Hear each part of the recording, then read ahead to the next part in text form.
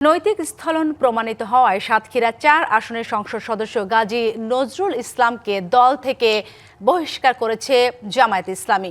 এই বিষয়ে আলোচনা করতে অনলাইনে যুক্ত হয়েছেন ঢাকা বিশ্ববিদ্যালয়ের রাষ্ট্রবিজ্ঞান বিভাগের চেয়ারম্যান মোহাম্মদ মাহবুবুর রহমান। জনাব মাহবুবুর রহমান, আপনি নিশ্চয়ই আমাকে শুনতে পাচ্ছেন। আপনার কাছে আমি জানতে চাই যে এই যে দল থেকে বহিষ্কার হবার পর এখন গাজী নজরুল ইসলাম কি সংসদ সদস্য পদও হারাবেন কিনা, আর সংবিধান আইন এই ব্যাপারে কি বলে? আপনাকে ধন্যবাদ। আমি ঢাকা বিশ্ববিদ্যালয়ের রাষ্ট্রবিজ্ঞান বিভাগের অধ্যাপক কাজী মাহবুবুর রহমান। আপনার এই প্রশ্নের উত্তরে আমি বলবো যে বাংলাদেশের জাতীয় সংসদ সুনির্দিষ্ট আইন আছে, সংবিধানের সুনির্দিষ্ট বিধিও আছে এবং নির্বাচন কমিশনেরও বিধি আছে। সেই অনুযায়ী যেহেতু দল তাকে ইতিমধ্যে বহিষ্কার করেছে, এখন আসলে তো দল এটা স্বীকার করে নিয়েছে ব্যাপারটা।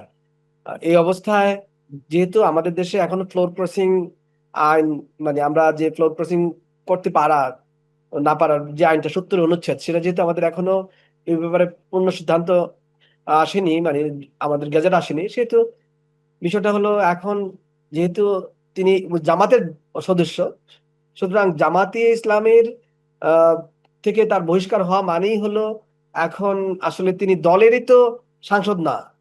আহ, আহ, দলের যদি, যেহেতু উনি এই দল থেকে মনোনীত হয়েছেন, দলে যদি উনি সাংসদ না থাকেন, দলেরই যদি উনি প্রতিনিধি না হন, তাহলে তো সংসদে ওনার থাকার আর কোনো সুযোগ থাকে না। কারণ এখন তো আমাদের দেশে যারা দলীয়ভাবে নির্বাচন করেন তারা আসলে দল থেকেই দলের প্রার্থী হিসেবেই আসছেন, এবং সেই কারণে দলের প্রার্থিতা তারা যদি হারান, দলের স্বীকৃতি তারা যদি হারান, তাহলে তো সংসদে তাদের প্রার্থিতা আর থাকে না, তাদের পদ আর থাকে না। নগদ নিয়ে এলো হার না মানা হার অফার। সর্বনিম্ন 10,000 টাকা রেমিটেন্স নগদে পাঠালে থাকছে স্বর্ণের হার জেতার সুযোগ।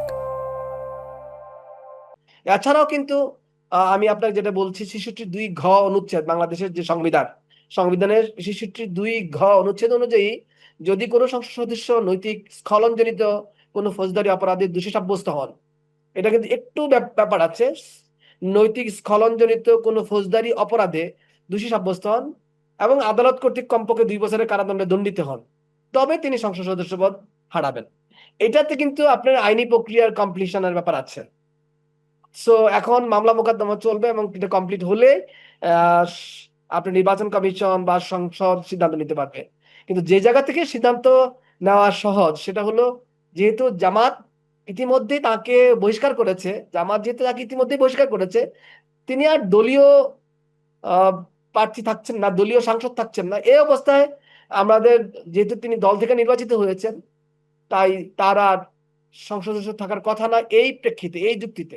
কিন্তু আইনি যুক্তিতে তিনি আইনের যদি যান, অথবা সংসদ সেক্ষেত্রে যদি, অথবা তার যিনি যাকে অভিযোগ, যে নারীকে নিয়ে অভিযোগটা করা হচ্ছে, তার ভূমিকাটা কি হয়, তার বক্তব্য কি হয়, তাদের ফ্যামিলির বক্তব্য কি হয়, এই সকল বিষয়গুলো নিয়ে কিন্তু কোর্টে বিষয়গুলো ব্যাখ্যা বিশ্লেষণ হবে। তখন কোর্ট যে সিদ্ধান্ত দিবে সেই অনুযায়ী ফাইনালি সংসদ এবং নির্বাচন কমিশন ব্যবস্থা নিতে পারবে। আপনার কাছে আমি আরেকটি বিষয় জানতে চাই।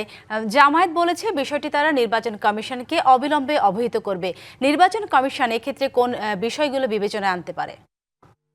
নির্বাচন কমিশনের ক্ষেত্রে আমি আপনাকে বলি যে আসল শূন্য ঘোষণা বা উপনির্বাচনের আয়োজন, এই কাজগুলো সে করবে যদি জামাত যদি বলে যে সে আর তার স্বীকৃত দলীয় কোনো প্রার্থী না, দলীয় ব্যক্তি না, দল থেকে তার মনোনীত না, তখন তো তার সদস্যপদ আর থাকছে না অটোমেটিকলি।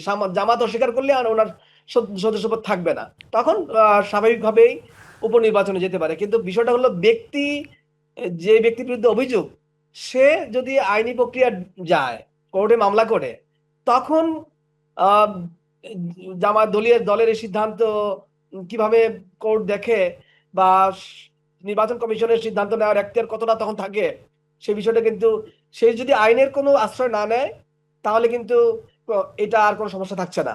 নির্বাচন কমিশন জামাতের সিদ্ধান্তের ভিত্তিতে নির্বাচন কমিশন একটা সিদ্ধান্ত নিতে পারবে, কিন্তু আইনি প্রক্রিয়া গেলে একটা প্রবলেম তৈরি হবে। জি, আপনার কাছে সর্বশেষ আরেকটি বিষয় জানতে চাই। এর আগে এই ধরনের ঘটনায় স্পিকার ও নির্বাচন কমিশন কোন ধরনের সিদ্ধান্ত নিয়েছিল?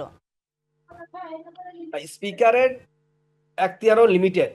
কোন সংসদ সদস্য যদি নির্বাচিত হওয়ার পরে তিনি পদে বহাল থাকার অযোগ্য হয়েছেন কিনা এ নিয়ে প্রশ্ন থাকে, তাহলে সংবিধানের ৬৬(৪) অনুচ্ছেদ অনুযায়ী স্পিকার বিষয়টি নিষ্পত্তির জন্য নির্বাচন কমিশনের কাছে পাঠাতে পারেন। তিনি তো সরাসরি সিদ্ধান্ত নিতে পারবেন না। আমি কিন্তু আপনাকে সরাসরি জিনিসগুলো পড়ে শোনাচ্ছি যে যদি স্পিকারের যে সুযোগটা আছে সেটা হলো তার বিরুদ্ধে যে অভিযোগ আসছে সেই অভিযোগ কারণে স্পিকার এই বিষয়টা নিষ্পত্তি করার জন্য নির্বাচন কমিশনকে দায়িত্ব দিতে পারে, মানে দায়িত্ব তো না, নির্বাচন কমিশনের কাছে পাঠাতে পারেন। এটা হলো সংবিধানের 66(4) অনুচ্ছেদ অনুযায়ী তিনি করতে পারেন। আর নির্বাচন কমিশন দল যদি এটা একটু যেটা আপনি বললেন, দল যদি এটা অস্বীকার করে এই ব্যক্তিকে, তখন আর এই ব্যক্তি যদি আইনের আশ্রয় না নেয় তাহলে নির্বাচন কমিশন সিদ্ধান্ত নিতে পারে।